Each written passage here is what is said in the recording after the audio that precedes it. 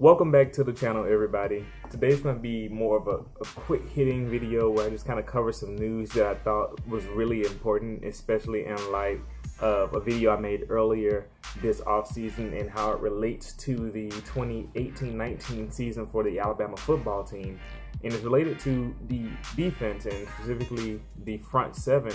So early in the year, I made a video about how Alabama would be thinner on defense this year and how they had lost quite a few players. And if you follow Alabama, that's not necessarily anything new in terms of losing personnel, nor is it inherently a measure of future success or lack thereof. But this year there could be a little bit more concern, and I want to discuss it and kind of hear what you all have to say on the matter.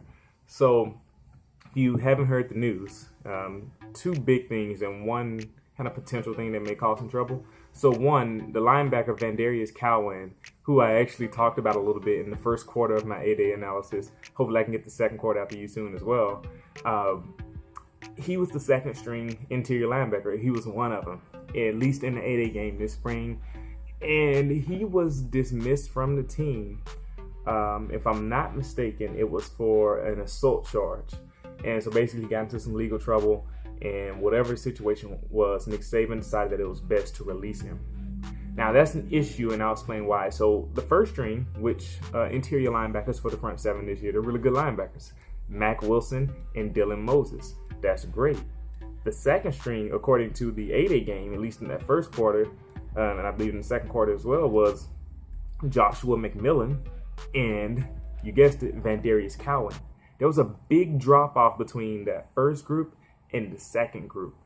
And so now if we lose one of those second-string players who had a big drop-off, theoretically, that could be an even bigger drop-off between the second and third string, which would be just a massive gap between the first-string front seven interior linebackers and the backups, which is trouble. And so to lose him could pose trouble. That could pose a lot of problems that I think a lot of people hadn't anticipated seeing.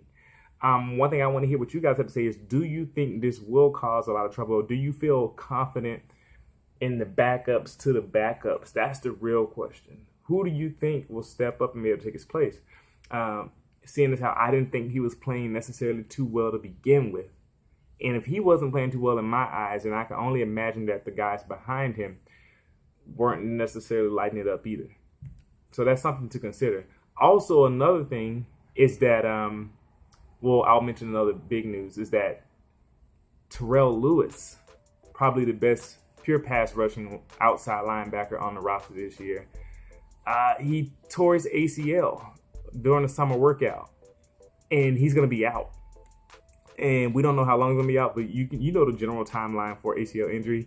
He may not return until, end of the year, which is really sad for him because last year he had the elbow injury at the beginning of the season and didn't get to come back until the end of the year, and he made a good impact. That's why a lot of people just had a lot of great things. It's really sad to see players get injured. That's like my main thing too. I just hate to see players get injured, and it's sad to see continual injuries, and to see him get injured again, it was really sad because I think he was poised to have a breakout year. I think he was going to light it up, and it's sad to see him get an ACL injury, so now he has to rehab and come back and get stronger. But that is one of our outside linebackers down. Good news on that front is that outside linebacker is probably the most depth-filled position in the front seven. It's the area that I feel most confident in. Even the fact that we lost a guy, because we still have Christian Miller, still have Anthony Jennings, who's also recovering from a knee injury, unfortunately, and you have guys like Jamie Mosley backing them up, and just a few others who will cycle in. So it's not the end of the world, but it was really sad to lose one of those guys. So we don't want to see any more injuries, seeing as how that was like one of the best,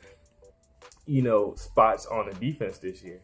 Now, going back to that interior linebacker thing, is that also Keith Holcomb decided to play baseball, I believe, and to focus exclusively on it. So I do not believe that he will be a part of the team this year. And so that's going to be really interesting. So it's a lot of guys to lose in the course of one offseason when we didn't bring in a lot of guys to begin with. That could spell trouble for the Alabama front seven. and specifically the interior linebackers. What do you all think? Are you afraid, or do you have some concerns about this, or do you feel like everything's going to be fine? Do you think guys like Ben Davis or some other guys who can move around, like Markel Benton or whatever, can come in and play well and get better by the time the season starts? Let me know what you think. I'll see you for the next video. Thanks for watching.